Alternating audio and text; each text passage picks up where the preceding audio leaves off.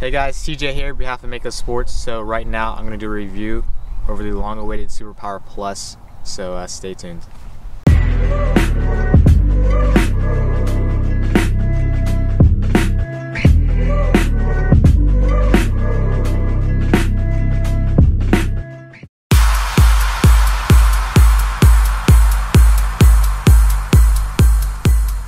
So for the aesthetics of the head, as you can see, it has a very nice gradual face shape, kind of like a Warrior Evolution head, to the point where it's not too wide and it's not too narrow, which I really like. From the top down, it has their scalp scoop design, which we've seen several times before, and it works too with cutting out weight and also makes stringing some top strings a little bit easier. It has a new scoop. They got rid of that weird lip on the back, but now it's nice and smooth, so really no problems with ground balls there. It utilizes C-channel technology, and also a new trend, new thing that I think STX is checking out. They put C-channel in the sidewall brace, so that's kind of cool, and that's also removing a little bit of weight at that too. It features their ACP technology, which is going to help keep your plastic stiff when it's cold and keep it from getting too flimsy in the heat. They also have a little bit of decaling down here in the throat, which also adds to the head a little bit. There is a cutaway here in the throat. Unfortunately, there are no leather slits, but I don't think you really need them because you can just wrap around the plastic. And one more thing, they have 2 screw holes, which I personally really like, which is good for matching up shafts from different companies. And also there is a U on the back, which signifies for universal spec. So for the stringing, I think this is a fairly simplistic head to string. It's got several sidewall holes all throughout the head.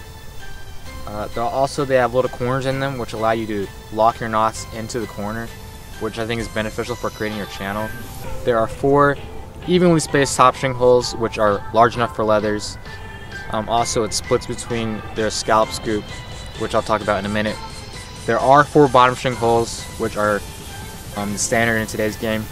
But one thing I don't like about the stringing is that with those 4 bottom string holes, the 2 outer holes are kind of crunched in between the C-channel, so it is a little bit tough tying your knots off, so that's just one thing to be aware, but it shouldn't really affect deciding on whether or not to get this head. But yeah, that's really it for stringing. So now I'm going to talk about the scoop. Now the scoop is very simplistic, but they did change a few things that I'm going to talk about. One thing, which is a really big thing for me, is that they got rid of that really annoying lip that was there on the original Super Power. So on the Super Power Plus, it's nice and smooth. So you really should have no problems getting ground balls. The original Super Power used to like to catch on the grass and everything, but that's definitely not a factor with this head. Also, I think the scoop is angled great for getting ground balls. It has a little bit of stiffness or a little bit of flex to it, but obviously there are heads with more flexibility and there are heads that are a little bit stiffer. But I think it's a good middle ground for a midfield position or an attack player, just once again, as you can see. Also, it features their scalp scoop design, which just kind of cuts away a little bit of the plastic, and I think it also makes it easier for stringing like triangle top strings and stuff, because that space just gets a little bit of the plastic out the way, so you can weave through your mesh slits and everything. But I really love this scoop. Probably one of my favorite scoops for getting ground balls, just because it's angled so well, and they got rid of that really annoying lip. But yeah, that's it for the scoop, guys. So for the flex of this head, it's kind of weird when you're shooting. I think that has to do something with the ACP Technologies plastic, since it is a little bit different. It does kind of have a weird backwards flex, which most heads don't. Most heads have more of a pinch style flex like that would. But it is kind of weird, but eventually you will get used to it. So you're going to want to spend like a day or 2 before a game just to really hone in on your skills, because this head really does flex weird compared to other heads. For the face shape stiffness, it is very nice and stiff down in the throat. It's actually really stiff. This is similar in stiffness to the Maverick tank down in the throat, but as you go up in the head, it does get a little bit softer, which is crucial for your shooting. Also for the scoop, like I said before, it is a little flexy, but it's not too much. So this should give you a good balance between accuracy and power. But that's it for the stiffness. So right now I'm going to talk a little bit about ball control and catching ability. So when I use this head, I use it at the midfield position and attack, and it seemed to hold up very well. It has a nice gradual face shape all throughout, kind of like the Warrior Evolution heads. So this is really good for if you like to catch right on the crease on, you know, really quick dip and dunks. So that nice wider face shape at the top is going to be beneficial for catching the ball and snagging it out of the air. But also it's not too wide down at the bottom, so you should be able to dodge fairly well with this head. I really had no problems with dodging. The face shape seemed to hold onto the ball very nicely, even though I had a nice mid-high pocket in here. But I really think you should have no problems catching and holding onto the ball with this head. So now I'm going to give it a rating for its face-off potential. So on a scale of 0 to 10, 0 being I wouldn't recommend this for a face-off guy, and 10 being you should absolutely use it, I'm actually going to give this a 2. I think the original Super Power would probably have a 6. But I think this newer Super Power with the ACP technology and the Z channel, I think it's just too stiff to get around the ball.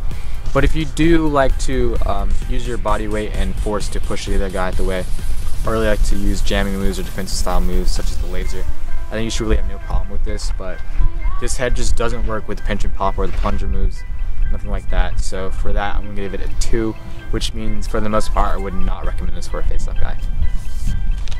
For the weight, it comes in at a nice 4.5 ounces or 4.5 ounces, however you want to say it, which is actually very light for most lacrosse heads. Most lacrosse heads weigh between 4.7 and 5.2 ounces. So this is kind of more on the featherweight side of that scale. So when you put this on any shaft, you really shouldn't have any problems. Either your stick feel like it's dragging, or you have like way too heavy of the stick.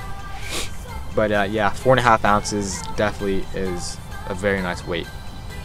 Okay, so for the recommended position at least, I use this head a lot at D-midi, midfield, and a little bit at attack.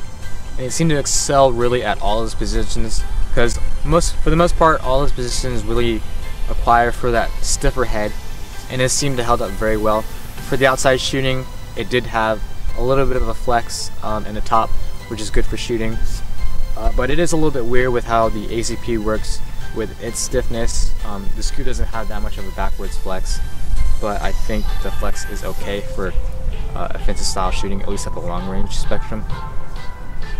But really at attack and midfield and also D-midi, I think the stiffness is really good. So if you're in any of those 3 positions, then this is a head that you should definitely look at. For the value of this head, it comes in at a fairly steep $99. That's very high for a lacrosse head, but considering the fact that it does utilize STX's highest, or at least best technologies, both their C channel and their ACP, I think $99 is actually a fairly decent price point with that in mind. So for $99, I would recommend this head.